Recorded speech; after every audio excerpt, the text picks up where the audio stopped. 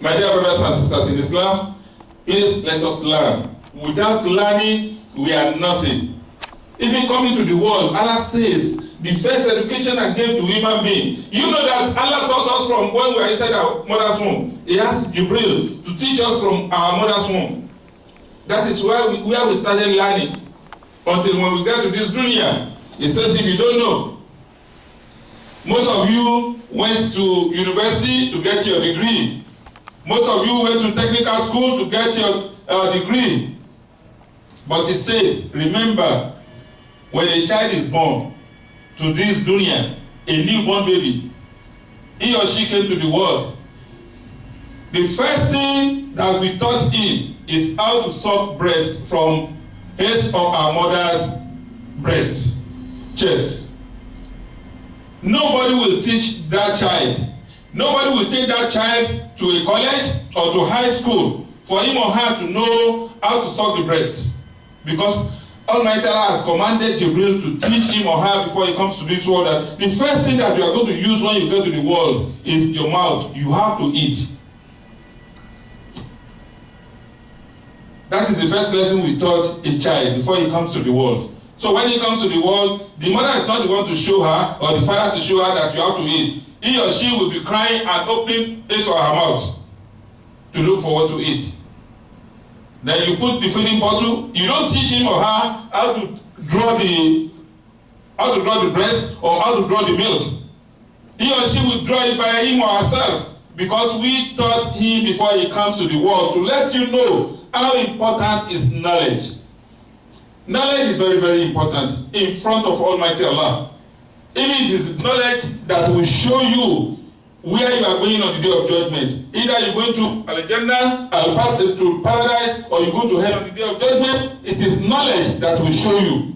So seeking knowledge is what Islam says we should find before anything. Seeking knowledge of Islam. Allah says again, after teaching a child how to eat, that nobody can teach him when he was young. We teach a child how to raise his hand or her hand. Whenever there's any problem, you see a newborn baby just raising his hand like this and crying. It's a sign. Like in sign language they are teaching us in school today. That they say, oh, we have sign languages. Yes, we taught the kids. The child doesn't know how to talk. That, oh, I'm hungry. Oh, I'm sick. But when he or she started crying and raising up his hand and legs, you know something is wrong with him or her. If it is hungry, you give him food, he's going to keep quiet. If he's not hungry, you feed him, he will continue crying until when you realize, oh, maybe he's sick, I have to take him to the hospital. He will be giving you the sign language. Allah says everything, we have created it for a newborn. That nobody can teach him all those things except Almighty Allah. We taught him the right thing, and from there, now it comes to you that is, oh, even when he is about to eat, when you are feeding him, initially he will be taking food from you. One day you will see this child just say, no, what you are giving me is not enough. He will take his hand and take the food to his mouth. Who taught him? Allah says, we taught him before he came to the world. You have never taken him to any high school, to any university, but the University of Almighty Allah taught him all those things. And it is every human being. Not to the white, not to the black, not to the Muslims or to the Christians or Jewish. Every human being that is born, that is how we trained everybody before you come to this world. So to let you know how important knowledge is. And even Prophet says, Itlubul ilma walau kana fi China. China was so far from Saudi Arabia in those days. The Prophet says, seek knowledge. Even if you have to go as far as China from Saudi Arabia to go and seek the knowledge. Go there and seek the knowledge. That's why you see most of the people, they say, oh, Boko Haram in Nigeria. Boko Haram says Western education is a sin. No, it's not a sin. It's not a sin. I don't think that is their logo. Though they are a condemned organization, either Boko Haram, either ISIS, Islam doesn't teach us to kill. It is Shaitan who teaches you how to kill. Remember, Abila and Qabila, that the other one killed the other. Who taught them? It's Shaitan. Even when he killed his brother, he didn't know how to bury his brother. He was shy, he was shaking. The first mother on earth, the first mother where Allah revealed that man qatala mu'minan muta'ammidan fajaza'uhu jahannama. Whoever intentionally killed a believer, a Muslim believer, unnecessarily you just take his life away, there is no forgiveness for you. You are going to hell on the day of judgment. And in another verse, it says, whoever killed one single soul in this dunya, it's like you have killed the whole humanity. And if you save a single soul, it's like you have saved the whole humanity. Because soul doesn't belong to you or myself. It belongs to Almighty Allah. The property of Allah, you cannot take care of it because it's not your property. You cannot create it. It's not like a microphone that you say somebody puts things together to make a microphone. This is what Allah has created, soul. Even the last Prophet Muhammad says, nobody has capacity over soul except Almighty Allah. So why should you say because you are Boko Haram, you are ISIS, you have to kill somebody because you are revenging the death of somebody? No. Leave revenge to Almighty Allah. Don't cut somebody's throat and say, oh, Bismillah Allahu Akbar is for the sake of Almighty Allah. You call yourself Muslims, you are killing even your Muslim brothers. You are killing in the masjid and you say, La ilaha illallah Allahu Akbar. You are slaughtering people like animals. Wallahi, on the day of judgment, you will be accountable for all those killings. Because Allah has the power to even kill everyone today. If you want everyone to come back to Him today, Wallahi, He has that power. He says, all I'm going to ask is for the land to be shaking and everybody will sink inside the water. We are on top of the water, right here. Anywhere you are in the world, we are on top. We are building our houses on top of the water. Because Allah said in the Quran that we make everything from water. So all the buildings, you are digging the ground and you put your building on it, you are on top of water. All what I have to command is the water to shaking the heart, and the heart will be upside down and you see everybody going down. So he has the capacity if you want to do it today. But why are you taking charge of what Allah is supposed to do? What is your own business? So killing human being, wallahi, is a crime. Anywhere, not Muslims, even the Christians, the Jewish, the Catholic that first started all these crimes. Because it didn't start from Muslims, it started from the Catholic. Go and read the history. They killed millions of people. Millions. That's why Obama was referring to it, and people are condemning him that, oh, it's not a good, he doesn't like America. No, he's saying the truth. The guy is saying the truth. So go to the history, read the history. Who killed more? Even Muslims, you don't kill nothing. Though we don't recommend it, it's not acceptable to be killing. But the person who started it are Catholics. They take people like slaves, they kill people like animals. They don't even care. Anything that you see that comes afterwards, it is because people are saying that, oh, we cannot allow these people to kill us all and forget about it. Look at Serbia, 800,000 Muslims. Who fought for them? Nobody except Almighty Allah. 800,000 Muslims. So my dear brothers and sisters in Islam, though it's not our advantage to revenge. Don't kill nobody. That's even what Quran says. When they approach you and they are talking bad about you, they want to make you angry, just say, وَعِبَادُ الرَّحْمَنَ الَّذِينَ يَمْشُونَ عَلَى الْأَرْضِ هَوْنًا وَإِذَا خَاطَبَهُمْ الْجَاهِلُونَ قَالُوا السَّلَامَ. Just tell them, may the peace of Almighty Allah be with you. Because they are sick. So you don't need to fight them back. Talk to them in a polite manner. That they too, they will feel the sickness within themselves. When somebody is about to fight you and you say, oh, my brother, may the peace of Allah be with you. You will see himself will be trembling like, what's going on? I want to fight this guy and he's saying, the peace be with me. Why am I going to fight him again? I can't fight him no more. But if you fight him back, remember what Prophet says. If he kills you or you kill him, both of you are going to hell on the day of judgment. If he kills you or you kill him, both of you are conflict in front of Almighty Allah. Just let him go. So my dear brothers and sisters in Islam, knowledge is very important. Let us seek the knowledge. Seeking the knowledge will free us from all the bondage, from every bad things that can attack us physically, spiritually, or morally. Because if you have the knowledge of the Quran, whatever happens to you, you will trace it to history of one of the prophets, and you will know you are not the first person on earth to get that problem. But if you don't know it, you only go to the mosque on Friday. Even on that Friday, you came to the mosque late, the khutbah is already finished, Allahu Akbar, you pray, you go home. When there is any problem, you won't be able to relate it to any of those prophets. You will think it's only you, or Allah hates you. Allah doesn't hate nobody. It says, whatever imtahina al-balaw, whatever test I send to you, either I will make it to let you be stronger, or I use it to test your iman. If I test your iman and you pass, then I will raise you high. Look at when you go to school. Before you can move from one class to another, they will test you. Even sometimes some professors, they will test you with the knowledge they don't give you, to see how strong you are, how you have already read the book they gave to you. Then when you pass, they send you to another class, higher position. Exactly, Almighty Allah. It says if I test you and you pass, you are going to higher position. But if I test you and you fail, you will repeat that class. You will repeat that test, even higher one, because your iman is not strong enough. Look at so many prophets. None of the prophets got to their position unless they were tested. Take for example of Ibrahim. Look at all what he went through.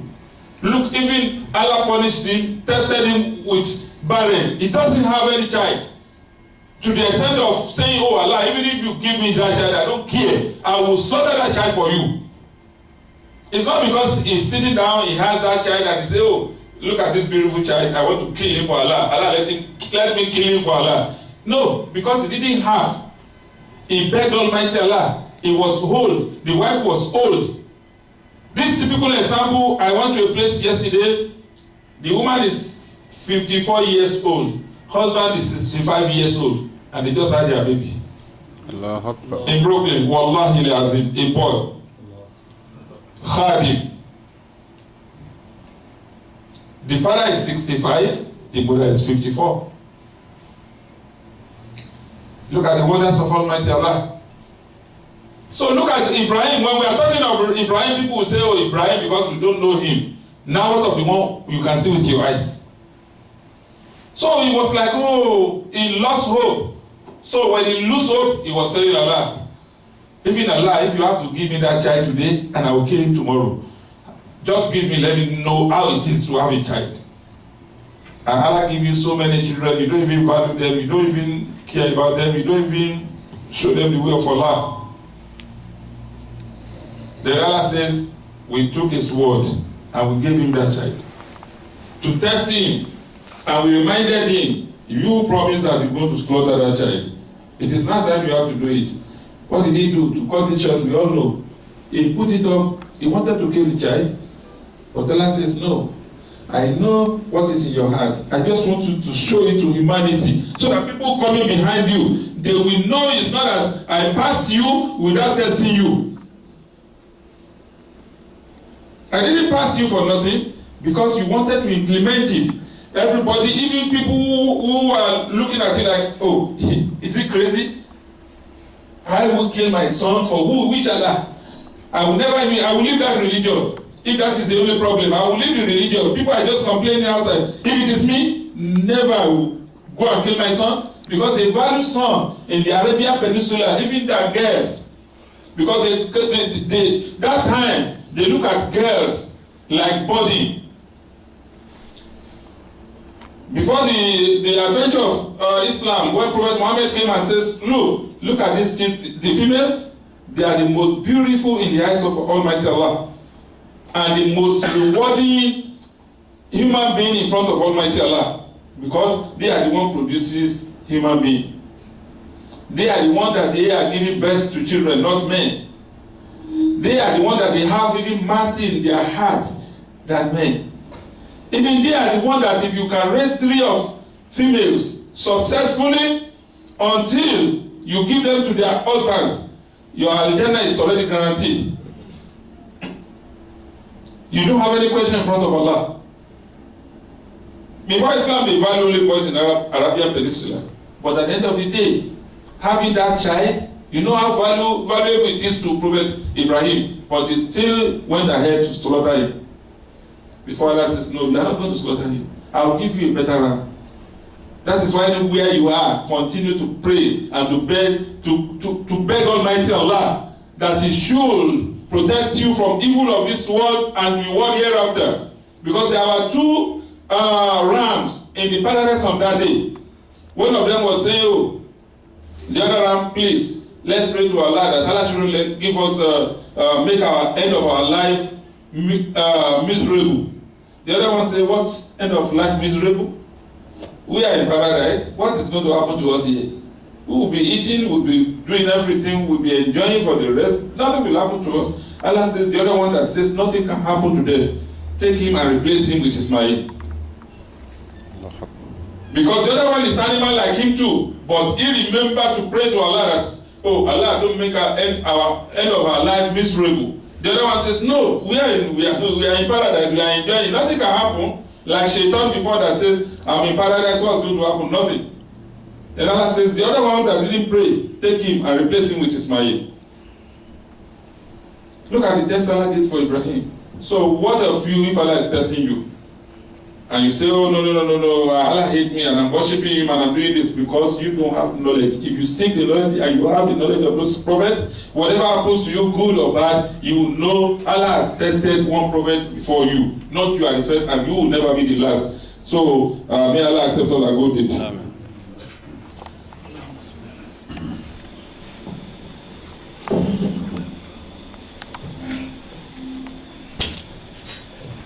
الحمد لله الذي لم يتخذ ولدا ولم يكن له شريك في الملك ولم يكن له ولي من الذل وكبره تكبيرا. The second part of khutbah, we thank Almighty Allah for giving us Mayor de Blasio. Takbir. Allahu Akbar. We thank Almighty Allah again for giving us Mayor de Blasio. We thank Almighty Allah again for giving us Mayor de Blasio. Many people will think of what concerns Imam with politics. I'm not a politician. Wallahi, I'm not. But in everything you do, there is politics. Even in religion, in your working place, there is politics there. Anywhere you are, there is politics. Even in your graveyard, there is politics. But that will be either negative or positive. Mayor de Blasio, when he was campaigning to be the mayor of New York, we all rallied around him and he promised that when I got the power, I will give you the holidays that you are fighting for. I can tell you since Mayor Giuliani was in power, I have been part and parcel of those imams fighting for this holiday. Even the Bloomberg got everything, even all the councilmen, they approve it, Bloomberg put it on the chair, on the table, that he will not sign it. But de Blasio said it that when I got to power, I will give you those holidays. He got to the power and he did what he promised us. Even in the Al-Quran, Allah says in the Quran, Ya ayyuhalladhina amanu lima taquluna ma la taf'alun. Even you Muslims, why are you saying something that you will never be able to fulfill? Many people will promise you tomorrow, even after tomorrow you won't see him. But this guy is not a Muslim, but he put up an act of a Muslim, an act of a believer. It's not because when you go to Allah, your heart is not clean. That is not what we call Muslim. A Muslim is when your heart is clean to every human being. It doesn't say, oh, these are Muslims. It doesn't say they are terrorists. Though most of them, they know we are not terrorists. Even Obama knows we are not terrorists. The congressmen know we are not terrorists. But because when you want to kill a dog, you give him bad name. When you want to hang a dog, you give him bad name. They give us bad name because of Islam. And I always say it, if it is me and you, we will do the same thing to them. Islam came last. After Christianity, after Judaism, all those religions, Islam came last. Now he overtook all those religions without ammunition, without any bullet, without any campaign, without any financial background, without knowing anybody except Allah is just raising the banner of Islam every minute, every second. Though that one alone can kill somebody. That this guy just came after me and he is not the boss. We will think otherwise. We want the way to pull that person down. It's like you have two wives. When you have two wives, they won't have any problem. Look at Jewish and Christian. They don't have, when they are two, they will be fighting each other. When you have two wives, the new wife and the old wife, they will be fighting each other. No, you met me here. And no, I'm a new wife. Both of them will be giving you husband problem every day. That's Jewish and Christian. When you don't have Islam, both of them are very fighting each other like animal. Go and read the story. They are fighting each other. They don't like each other. That's why I give you the example of two wives. When you have first wife, you don't have any problem. When you have second wife, both of them will be fighting each other to cut your life short. But when you want to break their background, their bones, backbones, marry the third wife. When the third wife comes in now, both of them will never fight each other again. They will come together as friends to fight the third wife. Why? They want to send the third wife packing. The moment they send the third wife packing, wallahi, both of them will come to fight back again. But if the third wife says, I'm going nowhere, this is my seat here, we're going to stay here forever and ever and ever, both of them will continue to come together and fight the third wife. Because they know they have one enemy to put down. Now if they can put that enemy down, both of them will fight again. But if they can't put that enemy down, they will continue fighting that enemy. And if the enemy says, I'm not going nowhere, you will see the fight will continue forever. Likewise, Islam came last. Christian and Jewish, they were not friends before. They are enemy of each other. They fight each other. Now when Islam came, now they say, no, we have to put pressure on this third religion to pull it down. Now they can't pull it down. What can they do? They continue giving us bad name every day. That is exactly what is happening. And Allah said in the Quran, He said, religion belongs to me and I will protect it any moment, any hour, any second. From any aggression, Islam will be protected. We don't have any problem. We don't need to fight anybody. We need to go by the rules of Islam, which is peace. Don't kill nobody. Don't even backbite. Don't talk bad about any other religion. All the prophets, from Adam to Prophet Muhammad, including Jesus Christ, is our prophet. If you don't believe in Jesus Christ, you are not a Muslim. Isa alayhi salatu wasalam is one of the most important 25 prophets mentioned in the Holy Quran. If you don't believe in him, you don't believe in Allah. It is only them that they don't believe in our own prophet. They only believe in either Isa, which is Jesus Christ, or the Jewish believe in Musa, which is Moses. But we believe in all those prophets because they are our prophets. So may Allah accept all our good deeds. Secondly, I have to thank one of our brothers here. Though it's always it's part and parcel of us. He did something that's amazing to me, like the last 7 days. Brother Abdul Karim is the one who has the mechanic shop over there. So people came here to pray last, like 10 days, or say 8 days or 6 days ago, and it was night. The snow is outside. This guy closed, and he was about to go home. Even on the way home, I asked one of the children that came with those people who come to pray to go and see him and tell him, Imam asked him to come here. Because they are from Queens and they are here to make some prayers. And they got flat tired. At night, no mechanic is opening that time. No tire shop is opening. And these people are concerned, how are we going to get back home? Then I just asked them to call him. He came. Wallahi, within minutes, he fixed it. And instead of saying, oh, you know, I was on my way home. You have to pay me money. Wallahi, he said, no, fisabilillah, because he just came to pray. Takbir. Allahu Akbar. Wallahi, that is one of the signs of being a good Muslim. Wallahi. Anybody who does that, you can say, oh, brother, you know it's too late. Even if we charge $5 before, you have to pay me $10. Because it's night and moreover, I'm going home, I'm already closed. Or he might even deny him when they call him, say, Imam ask you to come, say, which Imam? Oh, it's not to give me trouble, I'm going home. And put those people at risk. Because there's no way for them to get back to Queens. And they are here to make some prayers. Wallahi, he made the sacrifice. May Allah be with you and bless you more. And that is a sign for every one of us. Help your Muslim brothers. Wallahi, the day you are in sorrow, you are in problem, wallahi, Allah will help you out. So may Allah help us. ربنا آتنا في الدنيا حسنة وفي الآخرة حسنة وقنا عذاب النار وادخلنا الجنة مع الأبرار يا عزيز يا غفار يا رب العالمين. سبحان ربك رب العزة عما يصفون والسلام على المرسلين والحمد لله رب العالمين. قوموا إلى الصلاة.